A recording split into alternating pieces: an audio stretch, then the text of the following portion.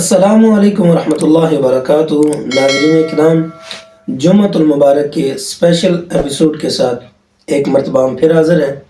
آج جمعۃ المبارک کی فضیلت کے حوالے سے ایک حدیث پاک انشاءاللہ ہم پڑھیں گے۔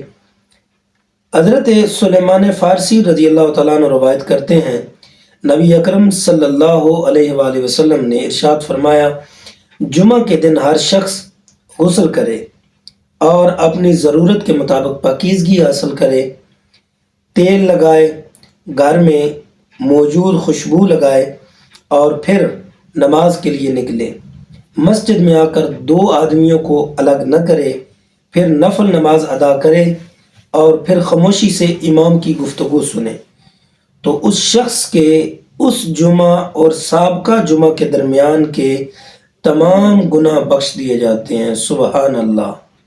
اللہ ہمیں عمل کرنے کی توفیق عطا فرمائے۔ جو احباب نئے چینل پر آئے ہیں، جلدی سے اس چینل کو سبسکرائب، لائک اور شیئر کیجئے تاکہ ہر نئی آنے والی ویڈیوز آپ تک پہنچتی رہے اور ایک اچھا عمل ہمارا رواں دواں رہے۔